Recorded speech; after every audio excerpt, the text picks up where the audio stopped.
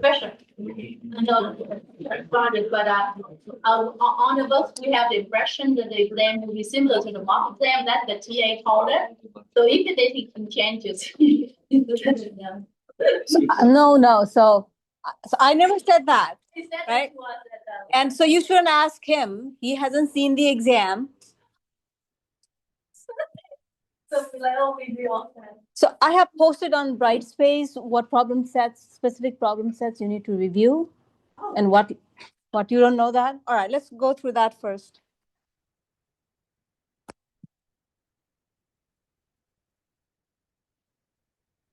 So on Brightspace, you go to module other files, and there you'll see exam 1 guidelines. So that is what you have to follow. So lecture notes from January 22nd to February 19th. Right? So on Brightspace, I have posted PDF notes for every class. So in class, so I cannot write down everything that I say, but when I go home after class, I write down everything. I describe everything in detail. I make the figures better. So you should review that lecture notes. You could also watch the recordings on YouTube, and the links you can find on Brightspace. Then what you need, the problem sets that you need to review are problem set 1 and problem set 2. Okay, so those are chapters 1 and 2. So that is up to Coulomb's law, electric field intensity, everything before electric flux density, and then homework 1 and homework 2.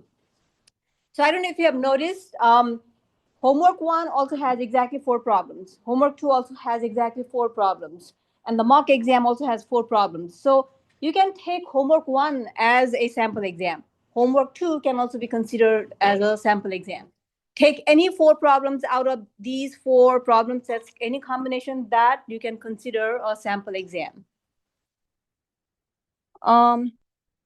You should bring, see the list of formulas, it has been updated, and now it has chapter 4, 5 as well. But on Brightspace, if you don't have the copy that I gave you, I also have a list called old list of formulas. This is what you should bring. It has only chapter 1 and 2, and the advantage is that the rest is blank and the other side is blank. So you can write down other things that you think will help you. You can write down those as well. Is that clear?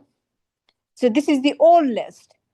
And although the list has been updated, so I'm not going to give you a copy of the new list yet so that you don't get confused, because you don't need all this for the exam. Yep. So we can annotate that sheet that we're going to. Hold on, can you say that again? Yeah, you can write anything you want. So you are allowed to bring 1 page, and if you definitely need to bring this unless you can remember everything. So you can write down anything you want. Okay, other questions?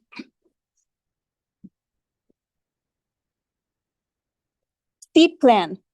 So there is an assigned seat also, which also you'll see on Brightspace. So we have 3 columns, 3 groups in this class, right? So that is left, this is middle, that is right. And so left, so begins there, and each of you will see your name in one of the 3 groups. It's in alphabetical order, so you should follow this. So, and it works out perfectly because there will be 1 space between every 2 people. But you'll all have different sets. Yeah? I think it's left-handed test, and those are only on the leftmost sides of each. Okay, how many left-handed? How many are? So are you the only one? So the back row is unoccupied, so you can take the back row. No, so there are 2 spots. You could also take the back. All right, it's up to you.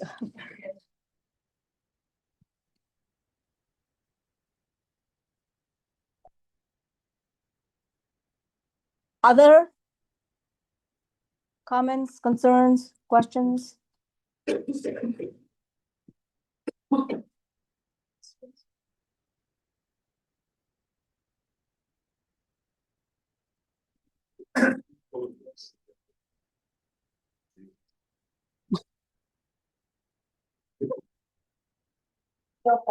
So you know what? So you should look at this list, and anyone has any issue, you don't think you're going to be comfortable, we have reserved other rooms, so I can move you also. Send me an email, okay? Look at this and then send me an email. You should be comfortable.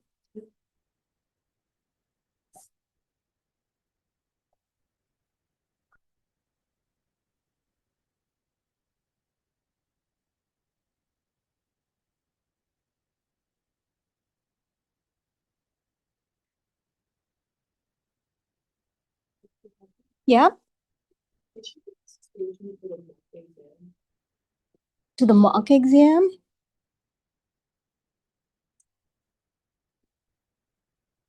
I think this one I just copied from one of the problem sets, the first two.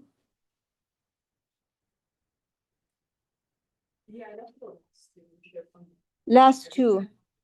Didn't we do this, one of these in recitation, this one? I'll post the solution tomorrow.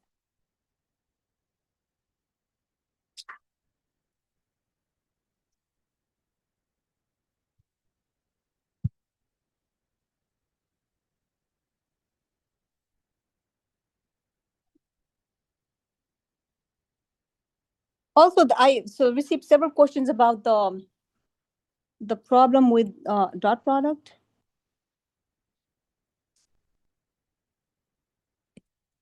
This problem.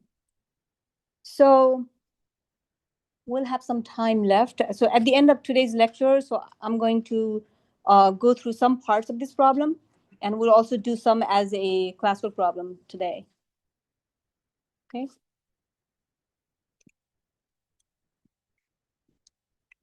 All right. Now, so this is not in exam 1. It will be in exam 2. Yeah. I have a question at the beginning. Is it gonna be like all written out problems, or is it gonna be like multiple choice? There will be multiple choice also. That's why I made sure to include some in the mock exam. Yeah.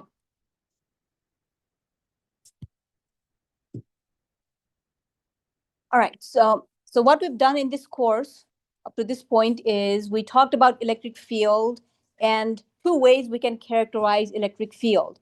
One is using a vector field called electric field intensity, and the other one is electric flux density.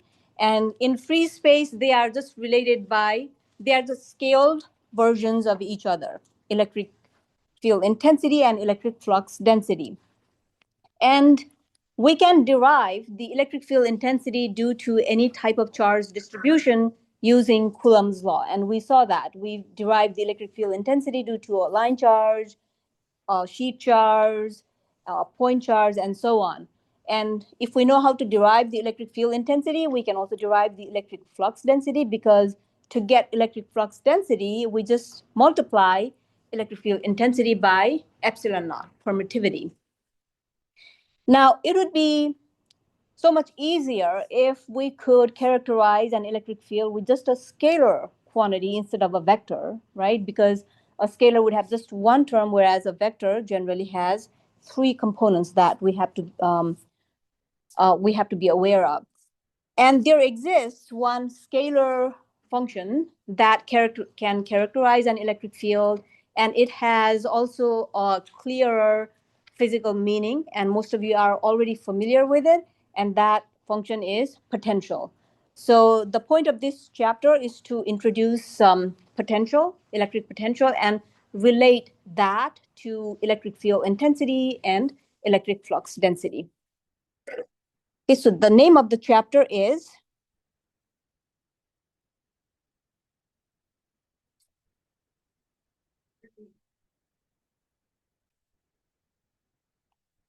it's energy and potential. Now, to understand this concept, so think about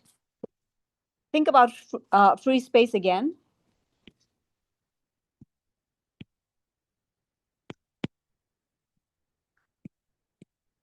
And say there exists an electric field. And let's say the electric field is in this direction. At every point in space, the electric field intensity will have some value. So it is just in AY direction. And we have a charge Q. And the electric field intensity at any point is, let's say, E. So what we know is that this charge, if it's present in this electric field, it is going to experience some force. And that force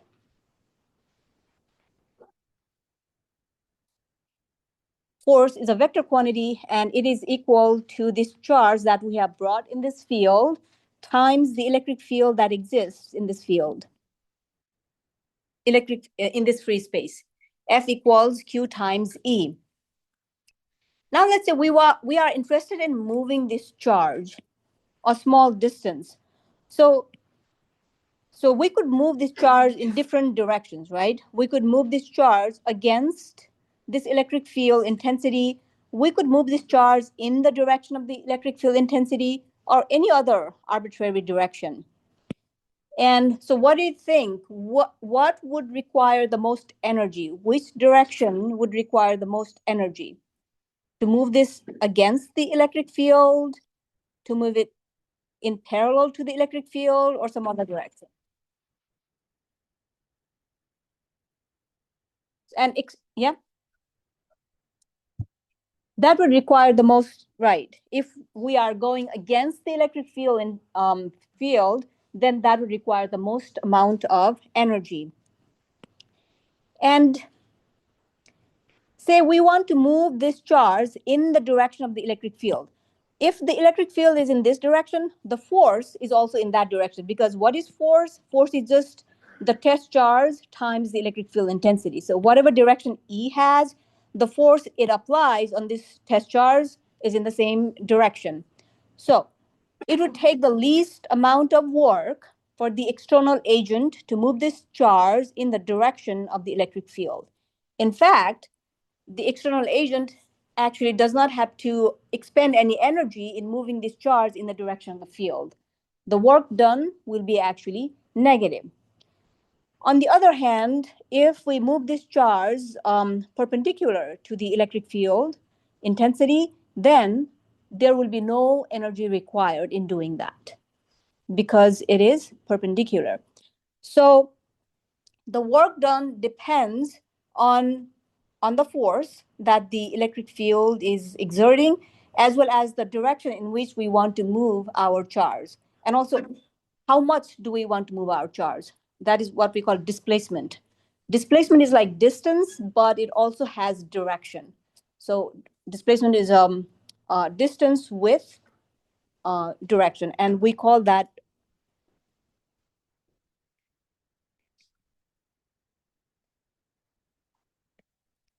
since we are talking about very small infinitesimal distance, we'll call that differential displacement. So when we say displacement, we're going to denote that by just L, and it's a vector, but we're talking about a differential one, so we'll call that dl. So we're interested in moving this charge dl distance, and so we know that this force is acting on the charge. So work done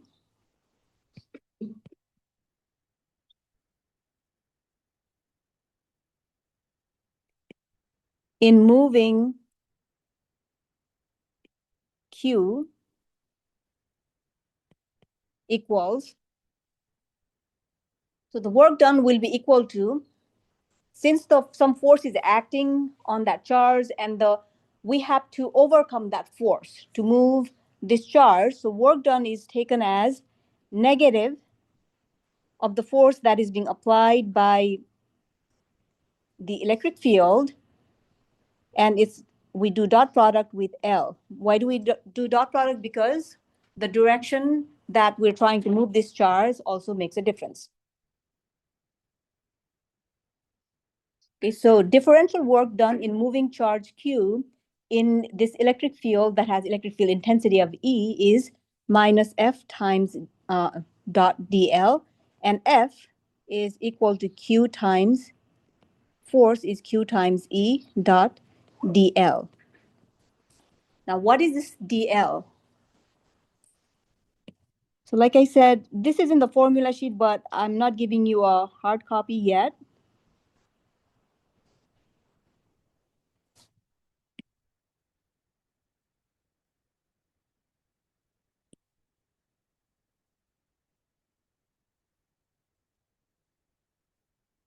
So when we say DL in different coordinate system, it means different things.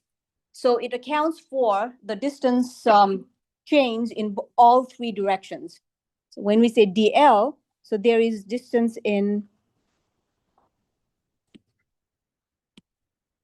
covered in X direction, distance in Y, and distance in Z as well. And similarly, if we look in cylindrical coordinate system, so the displacement in rho direction is d rho. Displacement in this phi direction, it has to be small length of an arc. So there's also rho d phi, and then this is displacement in z direction. Similarly, in spherical, this is displacement in the r direction. If it's in the theta direction, it becomes an arc. And if it's in phi direction, it's also an arc on the xy plane. So these are the expressions for displacement. And this work done expression that we just wrote down, this is for differential amount of work done in moving DL distance. Now the total work, let's say we want to actually move this charge from initial point is say A and final point is somewhere over here, B.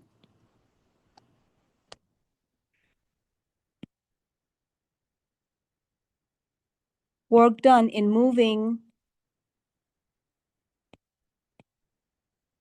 from A to B.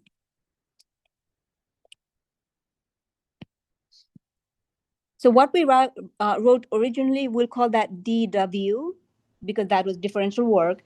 Now, if we want to get W, the total work done in moving from one point to another, then we have to integrate this from point A to point B. And this differential work is negative Q E dot dl. And we can factor out Q because that's just a constant, A to B E dot dl. And by doing this integration, by evaluating this, we can find the work done by an external agent in moving any charge Q from point A to point B in free space.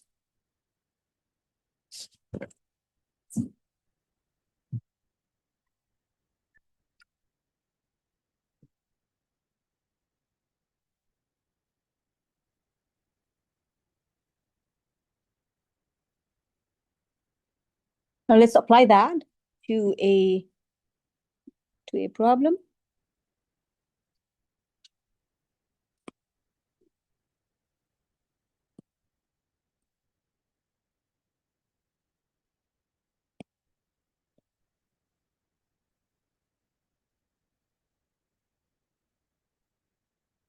So this is from problem set 4, and I don't have copies for you yet because I don't want to give you any handouts you don't need for the exam, the class before the exam.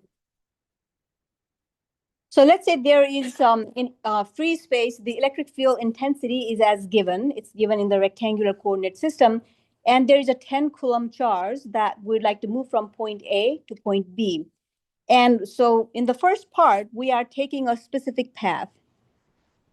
So let's write down electric field intensity. It is given as X AX plus Z AY plus Y AZ. And point A is 102 and B is 233. And the path we're taking is to go from A to B.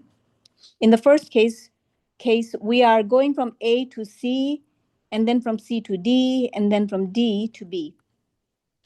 So it will take some energy or we'll be doing some work in moving the charge from A to C, and then some work will be done in moving the charge from C to D, and then from D to B. So we have to find the work done in every piece of the path.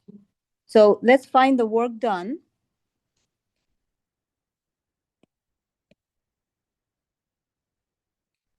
W in moving the charge from point A to C. So we'll use this subscript to denote that it is from point A to C. Right? And the formula is negative Q A to C E dot DL. Now what we do here is, with for Q, we know the value, it's given as 10 coulombs. So substitute that. And then we have A to C. And the expression for E is also given. So we will copy that.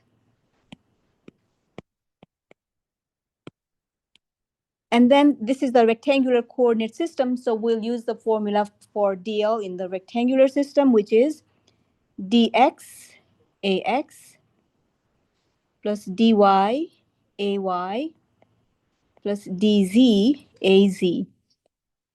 Now this is a dot product between two vectors. So what we do is component-wise multiplication, and then we add the result. So this dot product that we have, that yields x dx plus z dy plus y dz.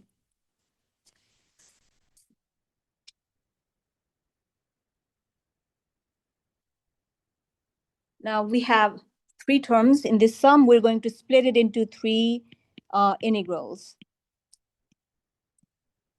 X dx plus z dy plus y dz. Now, what are the limits? So we know that we're moving from A to C. Let me copy this.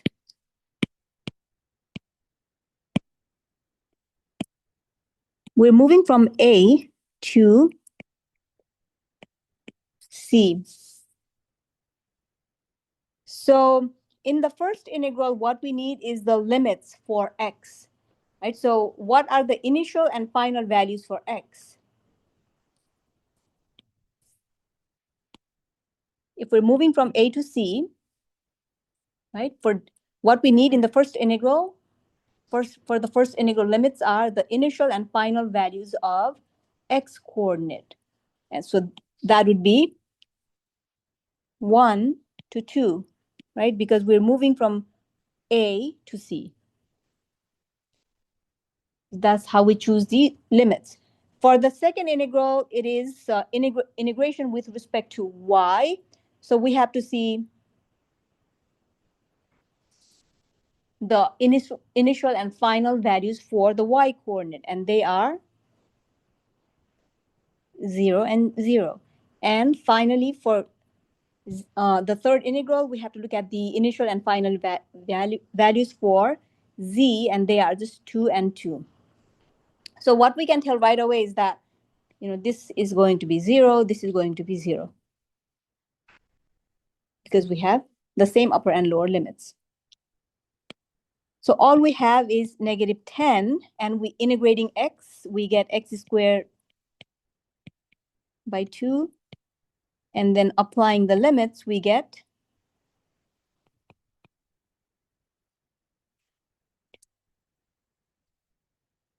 and the unit for work done is joules.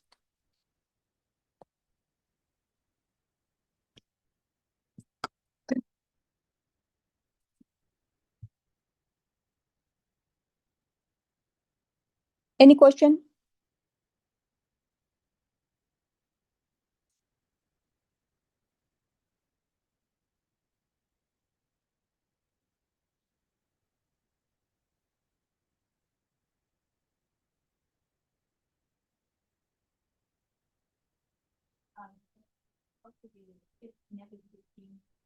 It is 15.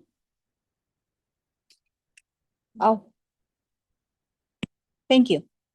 So 4 minus 1 would be 3 by 2.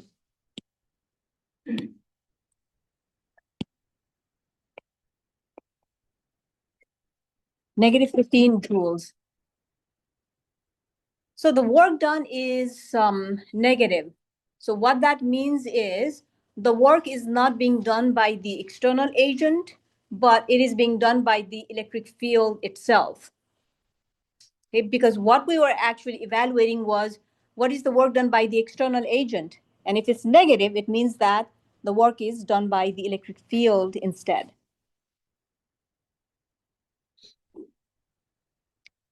Now let's look at the next path, which is from C to D.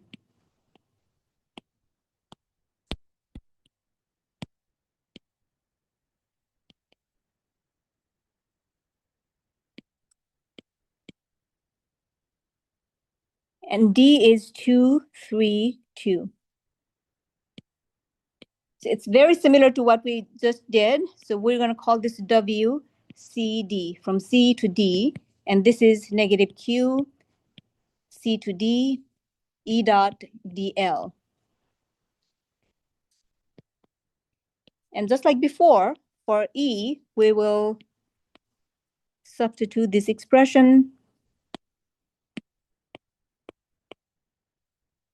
And the expression for DL is the same.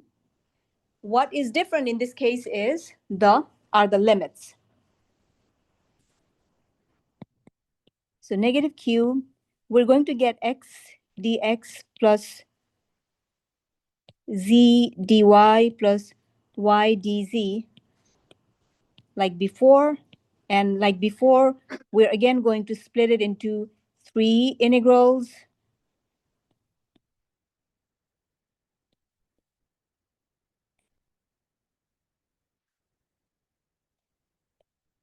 And this time, X is not changing from C to D. So it goes from 2 to 2, Y goes from 0 to 3, and Z goes from 2 to 2. So we can tell right away that this is going to be 0, and this is going to be also 0. And we'll write down the value for Q, which is 10. And so in the middle integral, now if you look at this, we are integrating with respect to Y, right? And we have the limits for Y. So what do we do with that Z?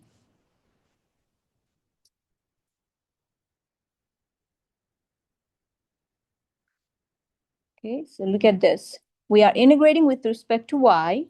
What happens to that Z?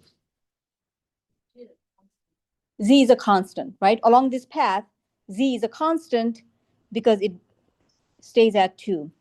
So what we do with that Z is substitute its value, which we know to be 2, and then integrate with respect to Y, which gives us Y, and the limits are 0 to 3.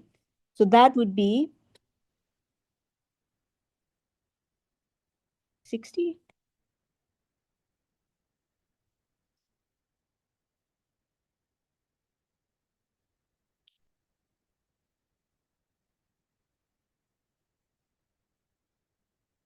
Right, any question?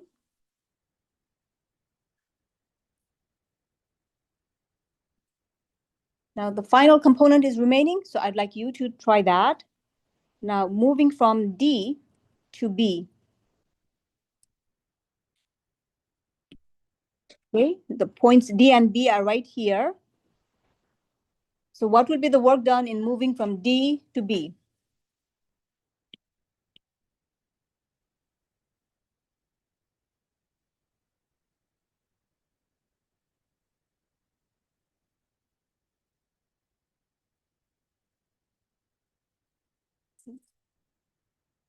Down? To see the question, right? Good.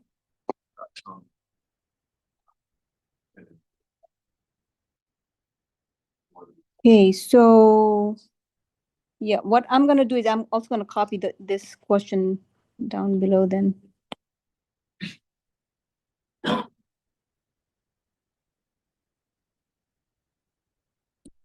didn't work.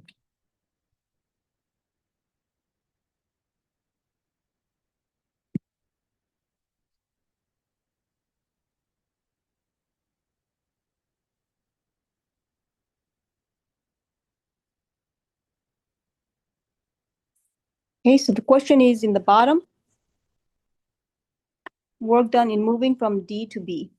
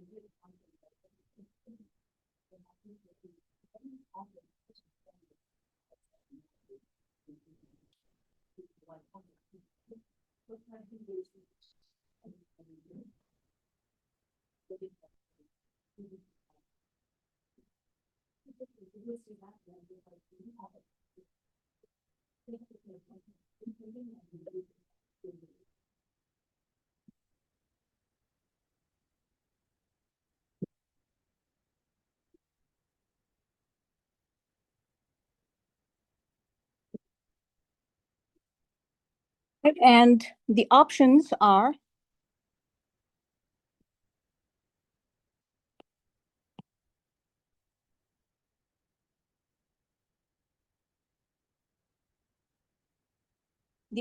here.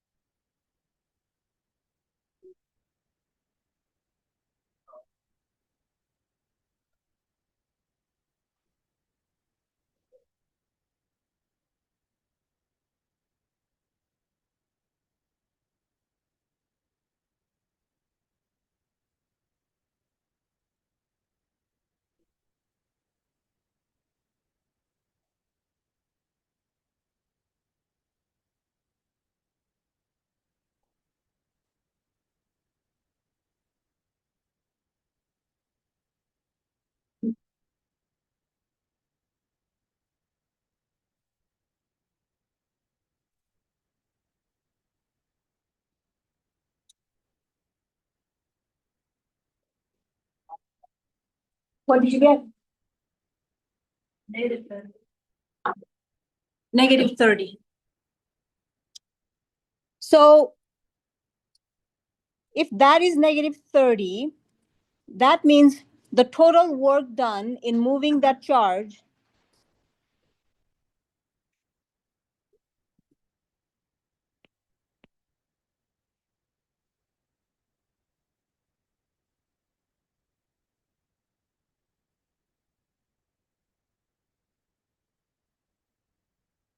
So let's say they are spread out like this in free space. So we first went from A to C,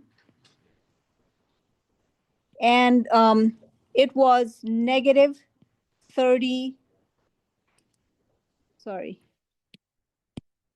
negative 15 joules. And then we went from C to D. The total work done was negative 60 joules. And then we went from D to B. And you got negative 30. So that means if we follow this path, then the total work done in moving the charge from point A to B equals, so we add them up, negative 15, negative 60, negative 30, and we get negative 105 joules. That is the total work done, right, for this particular path. In now part B of this problem, so what it is saying is, so don't follow that path, follow there will always be a straight line path between any 2 points in space, right? So what if we took the straight line path, direct path from A to B, what will be the total work done?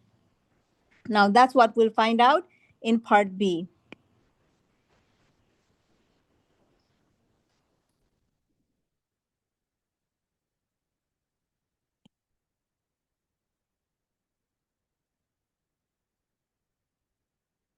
So our points are, remember, 1, 0, 2, and then point B is 2, 3, 3.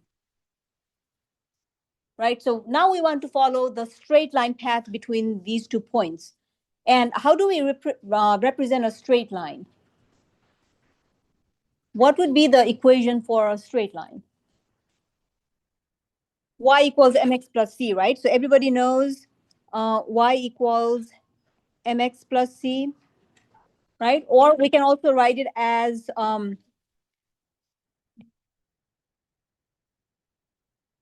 let's write it in terms of points A and B. If we're moving from point A to point B, so we can also write this as YB minus YA divided by XB minus XA equals Y minus YA divided by X minus XA. So this is the same Y equals MX plus C, right? Written in a little bit different way. Does that make sense? Because this would be M, right? And Y minus YA equals X minus XA times M. Right? So basically, it's the same thing, but we can write it like that as well. Right. So if we have just two coordinates, if we have X and Y coordinates only, then this would be the equation for a straight line. But we have three coordinates, right? X, Y, and Z. So this is only telling us how X and Y should be related along that line between point A and B. We also need to know, we might need to know how X and Z are related, how Y and Z are related. So the equation for a straight line involves three equations actually, since we are in 3D space. So this is one.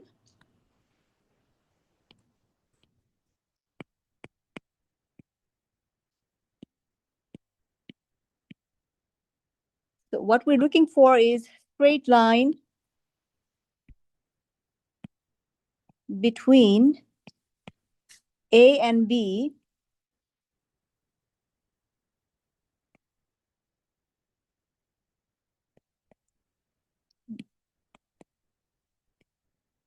I'll just write this. So these are the equations. The first one will relate X and Y. Then the second one will relate, we can do X and Z.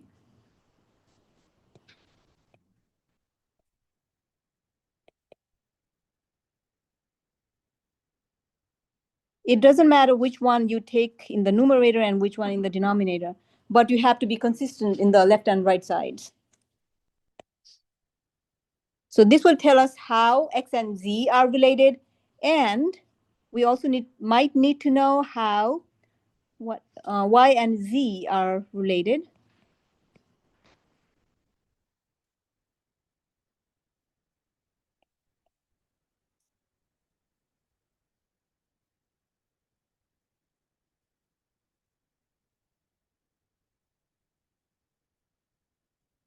So what we're going to do is we'll come back to these equations as needed.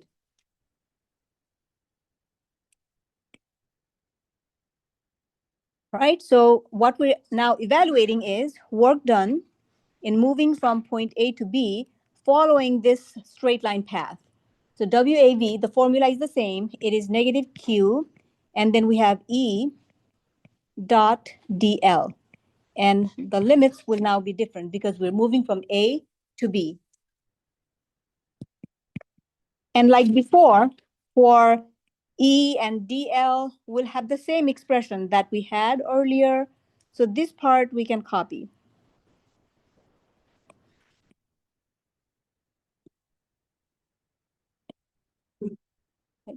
So just like before, up to this point. The next line is also just like before. So we'll have negative Q, and we'll have A to B, X dx plus Z dy plus Y dz.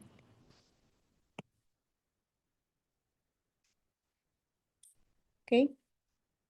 Now, we'll split it into three integrals.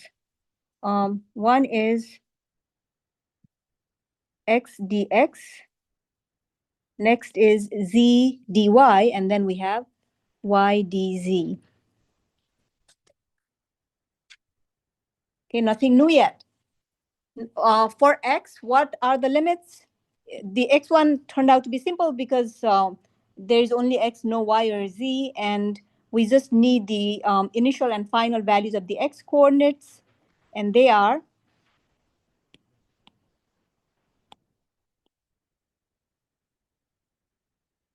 let me put it on the side. So x varies from 1 to 2. So the limits are 1 and 2. That's done. And in the middle, we have, for the limits for y, we have 0 to 3. So we'll put those as the limits. And for the last one, we have 2 and 3 for the limits.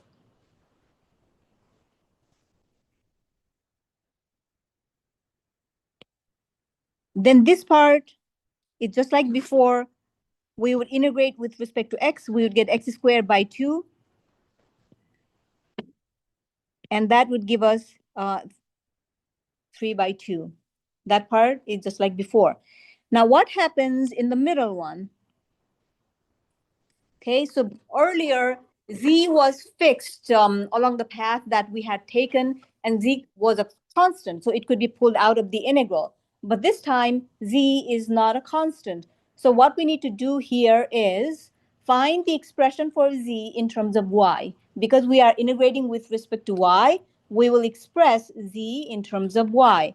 So we need an equation that relates z and y,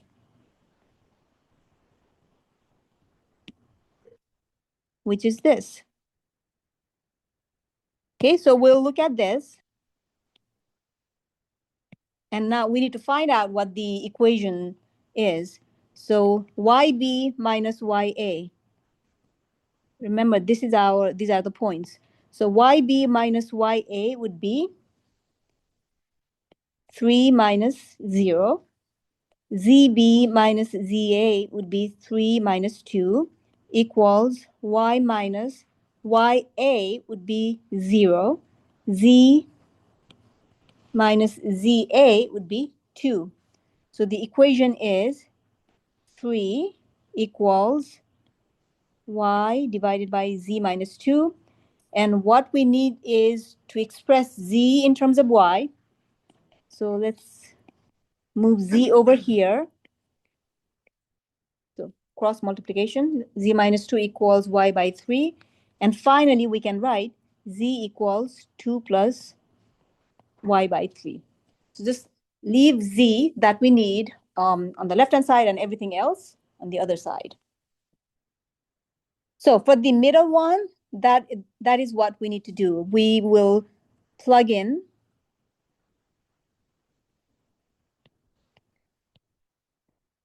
So where we have this integral, so we're going to write 0 to 3.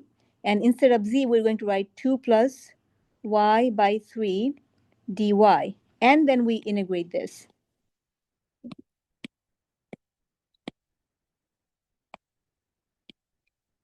Okay, so that gives us 2y plus y squared by 6, 0 to 3, which would be 6 plus 9 by 6.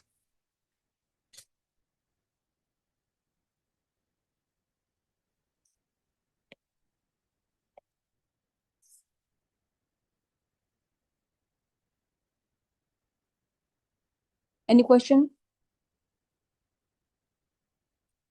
Okay, the first integral was easy because it was just like before.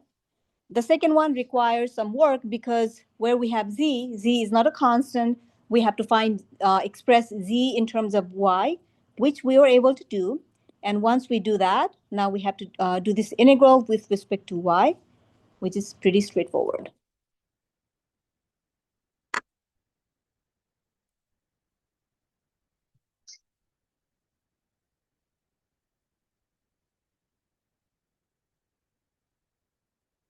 Any question?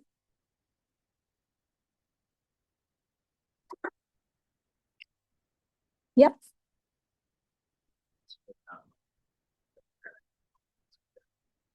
This is parametric. We're breaking it up into separate equations. Can you just do it by like having all the different, like keeping it as a little that we can't do because what we have is, right, three terms here.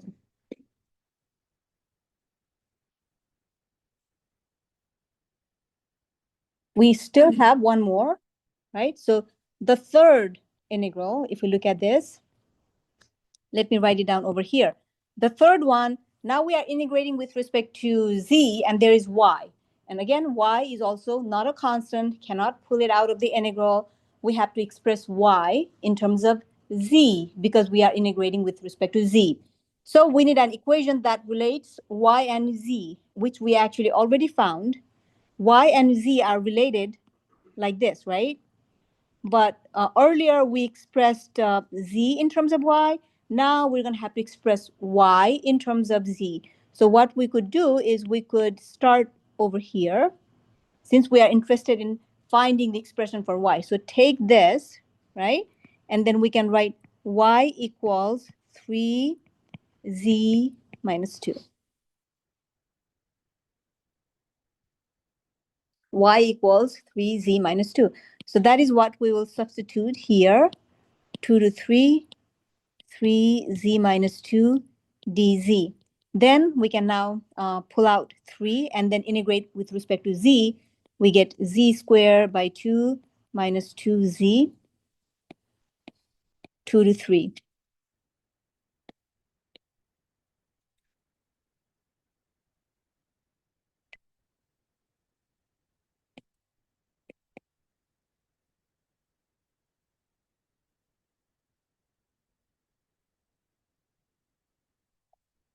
So I think we get 3/2. So 3 integrals, we took care of all 3. Now combining the 3 integrals, we can say that work done equals negative q times, okay, the first integral was 3 by 2. The second one was 15 by 2, and the third one is also 3 by 2. And q is q is 10.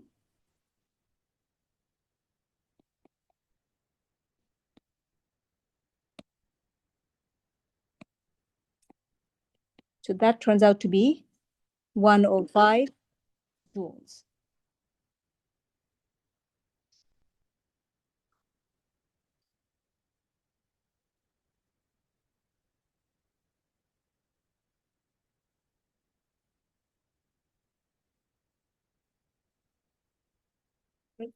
Any question?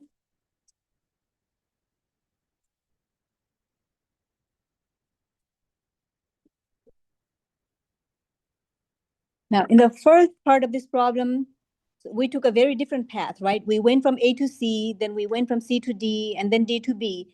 And the total work done was negative 105 joules there. And in the second part, now we are moving from A to B directly, the straight line path, direct path, right? And the work done turns out to be the same. And this is not a coincidence. So the work done is not dependent on the path taken in an electric field. It just depends on the initial point and the final point. Okay, work done between A and B. No matter what other path we take, we can take a path like that, and it will still be negative 105 joules. Yeah. That still is conservative. Yes. Yeah, and we'll talk more about this in the next Tuesday.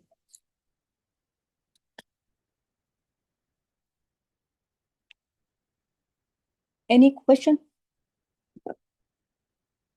That also means like equivalent to a gradient because Yes, we'll get to that. okay. I'm remembering concrete knowledge, so.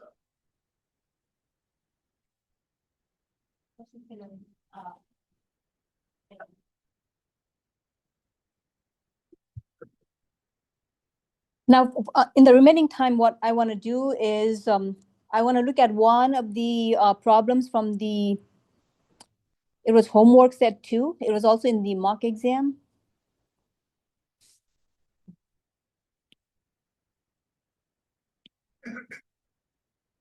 Ready?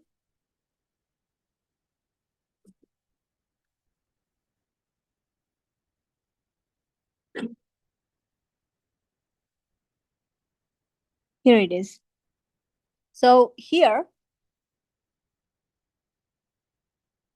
what we want to find out is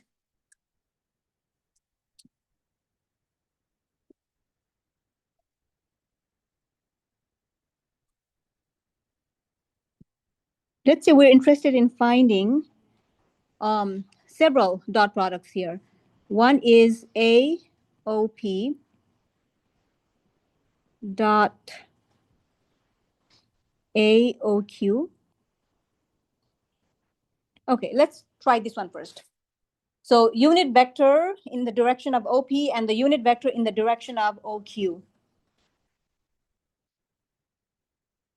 So in a figure like this, so what you should write right away is that this angle is theta, because that is the definition of theta for any point. And then this angle in the XY plane, this angle is phi. If there is any angle that you can write down, you should write down. If in this 90 degrees angle, one component is theta, the remaining component has to be 90 minus theta. And then if we look at this right angle triangle OLQ, one angle is phi, the other one has to be 90 degrees minus phi. Also, in staying in the XY plane, if we look at the right angle triangle LOM, right angle triangle, so this is 90 degrees total, and a part of it is phi, so the remaining part has to be 90 minus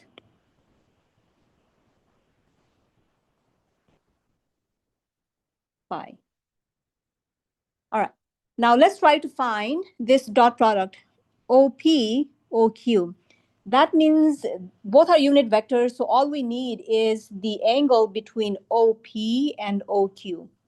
And what is that angle? OP, OQ.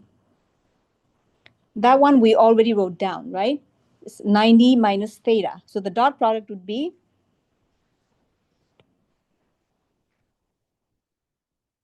cosine 90 minus theta equals sine theta, right? Now, instead of AOP, if we change it to ROP. So earlier we had AOP, just the direction. Now we also care about the magnitude, ROP. So this is the vector from O to P. Okay, so we're just changing that to ROP and AOQ. So how does this answer change?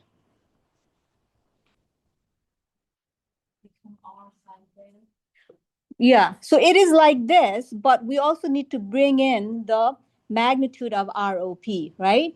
Because we are now scaling by the magnitude of that, and that would be R sine theta.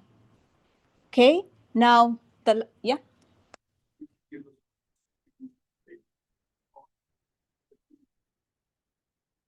Yeah, sure. So I was exactly going to write that next. So next, what we're going to do is take it one step further. If we do ROP, ROQ. Yeah. Now this part I'd like you to do as a classwork problem, and I'll write down the options.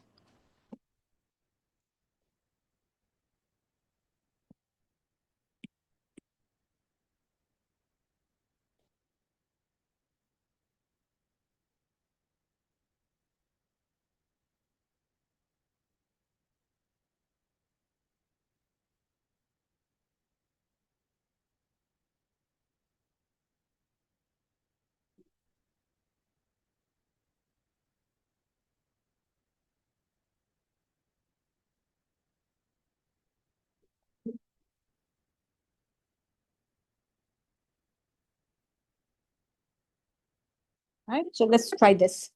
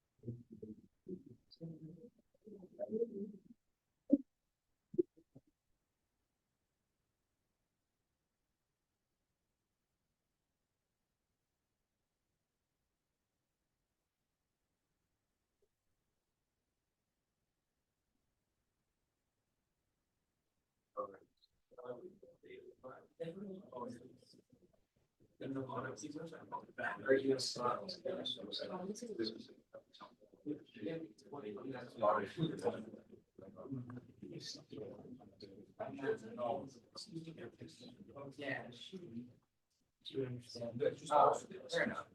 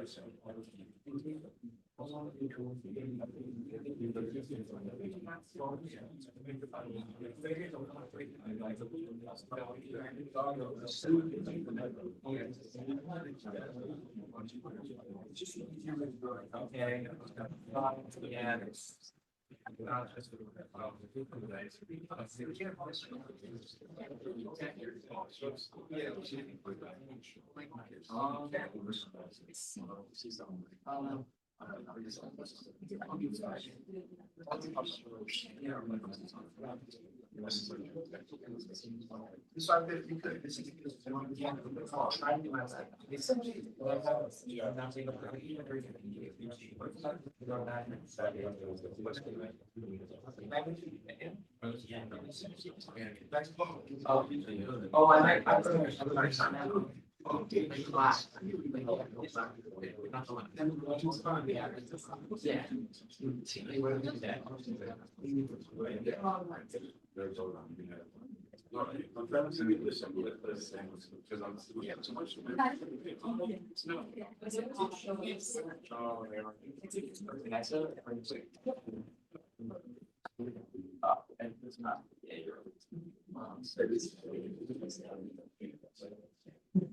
So some of you are getting E. Any others? Which one? C.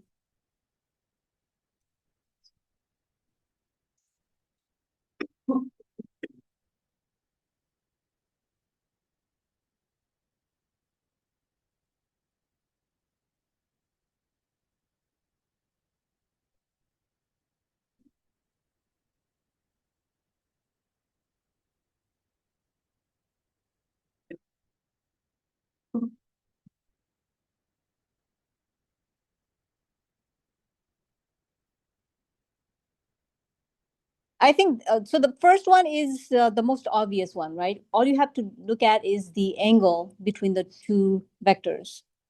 And then, so if you know how to do this one, going from this one to this one should be, it's just one extra step, which is, remember that we can write it in terms of this. So ROP can be written as the magnitude of ROP, then AOP dot AOQ. And we already have this component, right? So what is the length of ROP? The length of ROP is R. So this one becomes R. And then we already know this value as sine theta. So that is how we got that. Now we are taking one step further, right? So this can be written in terms of the previous answer.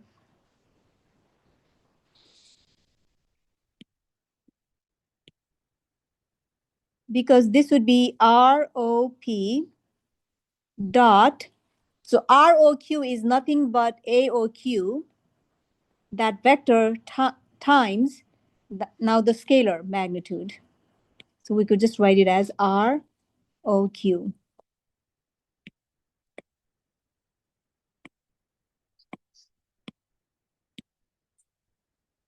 So now the first component, this component, we already have an answer for that, right? So we'll write R sine theta. Now the question is, what is the length of ROQ? This length is R sine theta.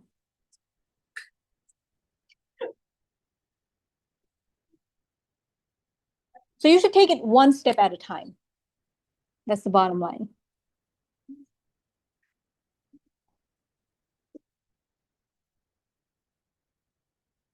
Okay, so do you have any other question related to the exam?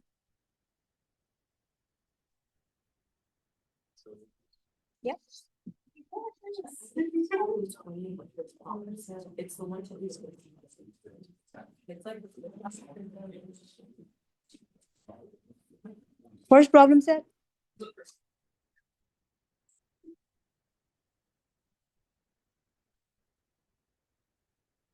The one question is problem set 1.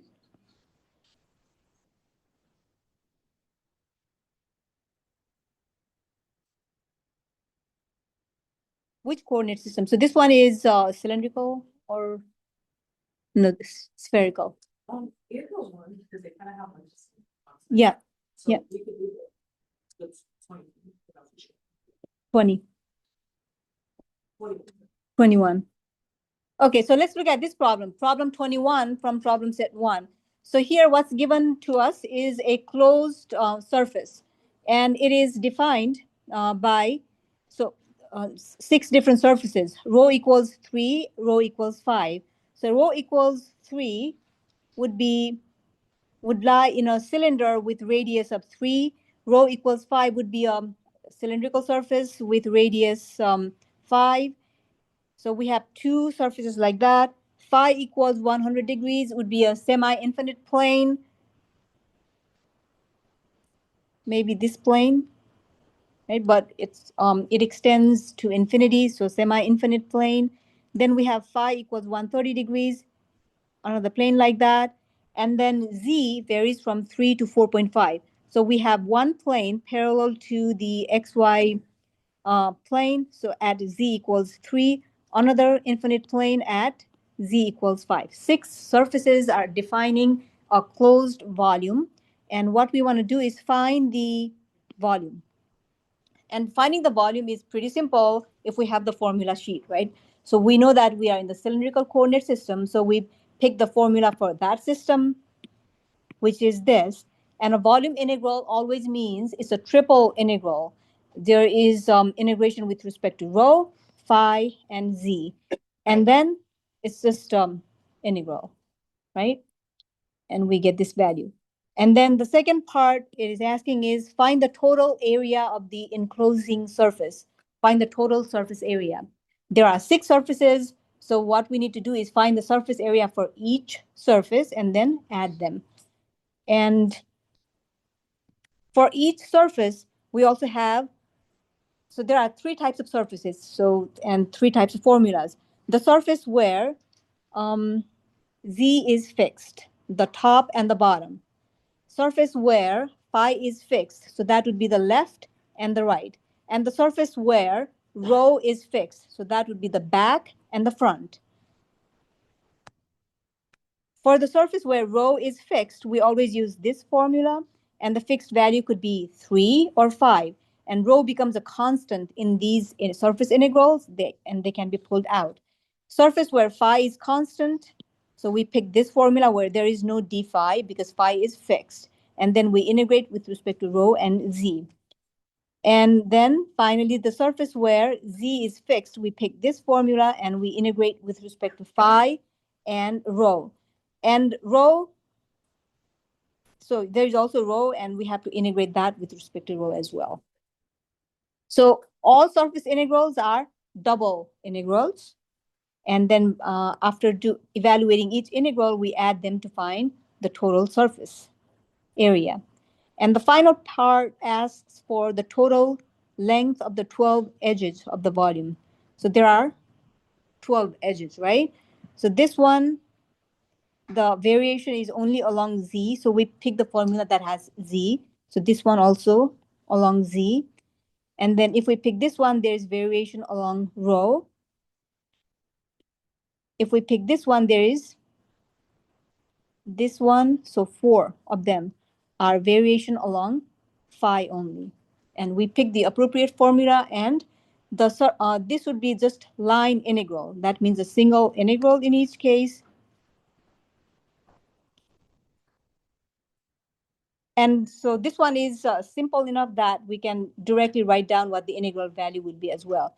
For example, if we look at this length is the Z value here minus the Z value here, right? So the vertical edges can be directly obtained. Similarly, these are just arcs on a fixed circle. So we can use the formula for the length of an arc, which is radius times the subtended angle, let's say delta phi. And then these are just differences in rho 2 minus rho 1. Right, that answers your question. Any other question? Which part?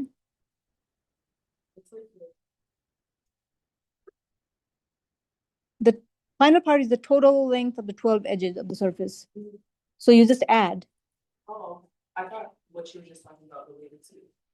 Oh, no. So all it means is that there are 12 edges in this volume, right? So you find the length of each edge and you add them together.